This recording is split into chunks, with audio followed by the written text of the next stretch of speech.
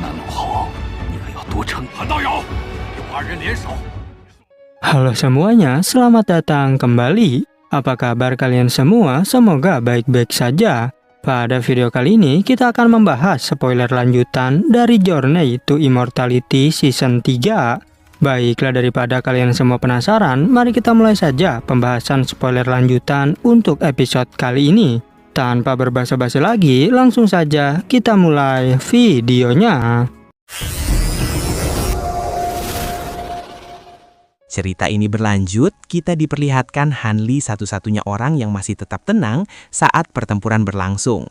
Silvermoon menjelaskan bahwa diagram 8 trigram tertinggi adalah harta karun kuno. Kualitasnya buruk, jika tidak prajurit mantra tidak akan hancur. Hanli pun bertanya, jika yang buruk saja sekuat ini, seberapa hebat diagram berkualitas tinggi? Dan apakah ada cara rahasia untuk mengeluarkan kekuatan penuhnya? Silvermoon berkata, Cloudways ungu mudah digunakan, cukup dituangi kekuatan spiritual. Hanli merasa tidak tenang. Tiba-tiba terjadi ledakan besar. Diagram 8 trigram rusak dan cahaya merah menerobos formasi. Kuyao muncul di atas naga api yang sudah mengecil dan terlihat sangat lemah. Pak Tuama terlihat pucat dan lemah, namun tetap menggerakkan diagram formasi yang robek. Dalam kilatan cahaya pelangi, diagram itu terbang kembali dan jatuh ke tangannya. Gulungan formasi hancur dan tak bisa digunakan, membuat Pak Tuama pucat. Sosok berjubah hitam menyesal karena Kuyao terlalu cepat menggunakan kekuatan apinya. Pak Tuama menyimpan gulungan itu dan menatap Kuyao yang membalas dengan menggerakkan naga api. Prajurit mantra lalu menghentikan Kuyao dan mengusulkan mengakhiri pertarungan, karena kedua pihak hampir kehabisan kekuatan. Pria botak setuju mengakhiri pertarungan. Meski enggan, Pak Tuama dan Kuyao mundur karena melanjutkan pertarungan sia-sia. Setelah suasana mereda, prajurit mantra berjubah hitam dan lelaki tua berkomunikasi, lalu sosok berjubah hitam kembali ke lokasi pertempuran sebelumnya. Sosok berjubah hitam menantang dengan angkuh dan menyatakan pertarungan hanya akan berakhir dengan kematian. Gu Suangpu dan pria botak marah, tetapi ragu karena takut. Hanli lalu maju untuk mencoba, membuat pria botak terkejut, namun tetap waspada dan siap menyelamatkannya. Hanli melesat dan berdiri di depan sosok berjubah hitam. Mata sosok itu berbah hijau dan auranya mengerikan. Hanli menebak ia manusia yang menempuh dao iblis. Sosok hitam mengejek, mengancam akan membunuh Hanli. Lalu Chi hitam meledak menutupi tubuhnya. Sosok berjubah hitam menyerang tanpa ragu dan berubah menjadi raksasa iblis 6 meter dengan energi yin pekat, bertanduk dan bertaring. Hanli melihat wujud aslinya dan terkejut karena makhluk itu mirip salah satu 6 iblis puncak yang pernah ia temui. Iblis besar menyerang Hanli dengan Chi hitam, namun serangannya meleset. Hanli mundur tepat waktu dan menilai teknik lawannya mirip kultivator iblis, memperingatkan bahwa kesalahan itu bisa berakibat fatal. Hanli kembali menghindari serangan diam-diam, membuat iblis tersebut kehilangan ketenangan. Ia menyadari Hanli berpengalaman melawan kultivator iblis. Meski begitu, iblis itu mengejek dan mengancam akan membunuh Hanli dengan Heaven Flash Devil Arts, lalu melepaskan peluit mematikan. Iblis itu menyerbu Hanli dengan cakar hitam hijau. Hanli tetap tenang, memanggil jaring petir emas di sekelilingnya. Tanpa ragu, iblis itu memerintahkan serangan penuh. Sosok hitam meremehkan petir, mengira Heaven Flash tak bisa dihentikan. Namun tiba-tiba, cakarnya terbakar dan diserang jaring petir emas. Terjebak dan kesakitan, ia baru sadar jika musuh terbesar seni iblis Heaven Flash telah muncul di hadapannya. Sosok hitam panik saat melihat petir emas. Ia langsung menyusut untuk menghindar, lalu tubuhnya berfluktuasi dan meledak, menjadi benang cahaya hitam yang berhamburan ke segala arah. Hanli menembakkan petir emas ke jaring, membakar benang Chi hitam hingga jadi abu. Sisa Chi berkumpul membentuk iblis baru yang ketakutan dan berusaha bertahan dengan energi yin. Hanli tanpa ragu menghujaninya dengan petir. Jeritan pun mereda dan medan kembali sunyi. Kini akhirnya Hanli berhasil membunuh kultivator iblis tersebut. Hanli menghela napas lega, menyimpan sisa petir dan kantong hitam, lalu kembali ke pihak Tianan. Dalam waktu singkat, ia telah memusnahkan lawan dengan Divine Devil Bane Lightning, membuat kedua kubu terpaku dan terguncang. Para kultivator Tianan hanya tahu sosok berjubah hitam berasal dari luar dan sangat kuat hingga mendapat kepercayaan orang bijak Mulan. Ia turun bertarung karena ingin menghabisi para Nation Soul penjaga formasi. Namun tak disangka, Han Li membunuhnya dengan mudah, bahkan Nation Soul-nya tak sempat kabur, membuat kedua prajurit mantra terkejut. Gu Yao dan prajurit mantra ragu melanjutkan perang, lalu menerima perintah samar untuk mundur sementara. Mereka segera menarik pasukan dan perlahan mundur. Dua orang bijak memperhatikan dengan muram, terutama menatap Han Li sebelum pergi. Gu Shuangpu bertanya apakah perlu mengejar, namun pria botak menolak dan memilih bertahan di formasi. Semua terdiam atas kekuatan Han Li yang membunuh musuh berjubah hitam. Han Li hanya tersenyum tipis sambil memainkan kantong penyimpanannya. Senyum Han Li kini membuat para kultivator merasa gentar dan hormat setelah ia membunuh seorang kultivator iblis Nation Soul. Pria botak, Pak Tuama, dan Gu Shuangpu memberi selamat. Han Li menanggapinya dengan sopan, namun diam-diam tersenyum penuh arti.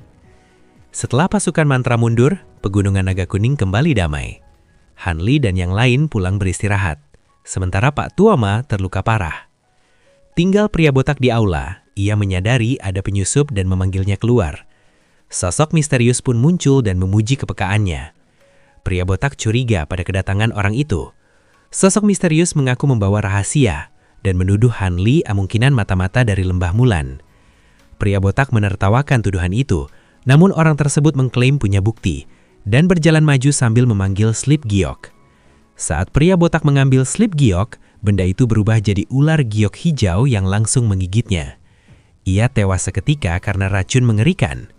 Sosok misterius tersenyum, mengakui racun ular giok berekor kembar, bahkan bisa melumpuhkan Nation Soul, lalu memeriksa mayat yang perlahan meleleh.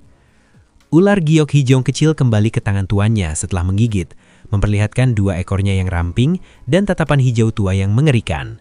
Sosok itu lalu mengambil kantong penyimpanan dan memeriksanya dengan indera spiritual, seolah mencari sesuatu yang penting. Sosok itu panik karena token perintah tidak ditemukan. Ia kabur dengan cahaya hijau, namun aula langsung terkunci oleh penghalang cahaya perak. Ia menyerang dengan binatang roh hitam, tetapi penghalang itu tetap utuh dan tak hancur. Pria itu panik dan menyerang penghalang dengan trisula biru, namun terpental. Gu Shuangpu muncul dan mengejeknya, menegaskan bahwa inti formasi pegunungan naga kuning tak bisa tertembus. Ia lalu menyadari lawannya selamat karena memakai boneka daging, bukan tubuh asli. Pria botak kembali hadir dan mengakui yang dibunuh hanyalah boneka doppelganger miliknya. Gu Shuangpu menyadari racun ular tak cukup membunuh Nation Soul asli dan menyesali kesombongannya karena salah menilai kekuatan lawan. Pria botak mengaku sengaja mengorbankan boneka untuk memastikan Gu Shuangpu adalah pengkhianat. Gu Shuangpu sadar dirinya sudah dicurigai sejak awal. Pria botak lalu memanggil Han Li dan Tetua Ma keluar, membuat wajah Gu Shuangpu berubah panik karena rencananya terbongkar. Han Li dan Pak Tuama muncul. Pak Tuama sedih dan menanyakan alasan Gu Shuangpu berkhianat. Gu Shuangpu mengaku berasal dari suku Mulan. Pengakuan itu mengejutkan semua orang. Dengan marah, Gu Shuangpu menegaskan bahwa manfaat dari Mulan cukup besar untuk mengikat seorang Nation Soul sepertinya, sekaligus menyinggung kelangkaan sumber daya kultivasi di dataran Mulan. Gu Shuangpu menjelaskan bahwa banyak prajurit mantra berbakat gagal menerobos karena kekurangan batu roh dan pil, sementara Surgawi Selatan alias benua Tianan hidup di wilayah yang kaya sumber daya. Jika Mulan mendapat sumber daya Tianan, maka kekuatan mereka akan meningkat dan mampu menaklukkan seluruh dataran Mulan. Ucapannya membuat semua orang cemas. Han Li lalu mempertanyakan klaim itu, menyinggung bahwa Mulan sendiri sudah kalah dari para kultivator suku melonjak, dan menanyakan apakah ambisi itulah alasan Gu Shuangpu menyerang Tianan. Gu Shuangpu terkejut saat Han Li mengetahui rahasianya, dan menyadari transmisinya dengan sage le telah disadap. Han Li dengan tenang mengakui bahwa indera spiritualnya cukup untuk mendengar transmisi itu, dan memperingatkan yang lain. Mendengar hal ini, Gu Shuangpu kesal dan sadar semua rahasianya terbongkar. Namun ia meremehkan Han Li, menganggap indera spiritualnya belum sebanding dengan teknik transmisi rahasia miliknya. Gu Shuangpu menyatakan hanya Nation Soul tahap akhir yang bisa mengupingnya, membuat Pak Tuama dan pria botak terkejut. Han Li sadar indera spiritualnya tak sengaja terungkap, namun tetap bersikap santai dan meragukan klaim Gu Shuangpu. Pria botak lalu menatap Gu Shuangpu dengan dingin, menegaskan bahwa karena ia terbukti mata-mata, mereka tak punya pilihan selain membunuhnya, demi menghadapi pertempuran besar yang akan datang. Pria botak segera mengaktifkan token perintah, membuat penghalang bersinar dan memunculkan bunga-bunga perak yang mematikan. Melihat itu, Guo Shuangpu panik, lalu buru-buru memasang beberapa lapis perlindungan di sekeliling tubuhnya sambil mengendalikan trisula biru yang berputar dan membentuk penghalang cahaya biru untuk bertahan. Saat bunga perak memenuhi penghalang, pria botak memilih pergi dan mengajak Han Li serta Pak Tuama meninggalkan tempat itu. Ia yakin Guo Shuangpu tak akan bertahan lama dan jiwanya segera hancur oleh batasan. Meski Guo Shuangpu adalah mata-mata Mulan, statusnya sebagai tetua sekte roh pengendali membuat mereka harus memberi penjelasan serius kepada aliansi setelah semuanya berakhir. Dan pada akhirnya spoiler untuk episode kali ini pun bersambung. Oke, cukup sekian untuk video kali ini dan sampai jumpa di video berikutnya. 只有一筹不定，真有与他们一战之力呢。万指一线，至于姓韩的那台山起，需要些时间。他们用的是何遁术？应该是传闻中近似是劳烦韩道友拖延一下了。你的雷遁。